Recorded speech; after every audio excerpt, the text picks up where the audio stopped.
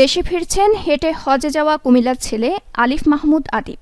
সোমবার ৮ জুলাই বেলা 12:30টায় রাজধানীর হজরত শাহজালাল আন্তর্জাতিক বিমানবন্দরে পৌঁছানোর কথা তার। নানা বাধা পেরিয়ে দীর্ঘ ৯ মাস হেঁটে ৭,৮০০ কিলোমিটার পথ পাড়ি দিয়ে তিনি পবিত্র হজ পালন করেন। ২০২৩ সালের ৮ জুলাই কুমিল্লার নাঙ্গলকোট উপজেলার নিজ গ্রাম বাতাবাড়িয়া থেকে আলিফ রওনা দেন পবিত্র নগরী মক্কার উদ্দেশ্যে।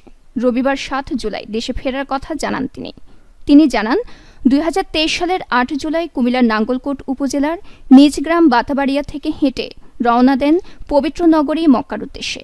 দীর্ঘ ৯ মাসের পথ চলায় ভারত, পাকিস্তান, ইরান আর আমিরাত হয়ে পৌঁছান সৌদি আরবের রাজধানী রিয়াদে। এরপর মক্কায় পৌঁছে পবিত্র হজ আদায় করেন। ভবিষ্যৎ পরিকল্পনার কথা জানতে চাইলে আলিফ মাহমুদ বলেন, ইচ্ছে আছে আরও বহু দেশ ভ্রমণ করব, নিজের মতো করে একটি মাদ্রাসা ও মসজিদ প্রতিষ্ঠা করব, অসহায় গরিবদের পাশে দাঁড়াবো, পথ শিশুদের জন্য কিছু করব। হেঁটে সৌদি আরব গিয়ে হজ পালনের সিদ্ধান্ত প্রসঙ্গে আলিফ জানান, হাজার বছর আগের ধর্মপ্রচার, ব্যবসা বাণিজ্যের এই একমাত্র পথ আকৃষ্ট করে তার ভ্রমণ পিপাসু মনকে। শুরুতে সাইকেলে চড়ে মক্কায় যাওয়ার ইচ্ছা থাকলেও পরে হেঁটে যাওয়ার সংকল্প করেন।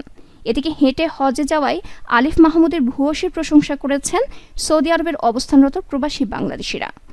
যেভাবে পেরেছেন তাকে সহযোগিতা করেছেন। তার থাকা খাওয়ার ব্যবস্থা সহ নানাভাবে এগিয়ে এসেছেন প্রবাসী বাংলাদেশিরা। এর আগে বাংলাদেশের ৬৪ জেলার সাইকেলে ভ্রমণ করার অভিজ্ঞতার কথাও জানান কুমিল্লার আলিফ মাহমুদ। নিউজ ডেস্ক, দৈনিক পূর্বকোণ।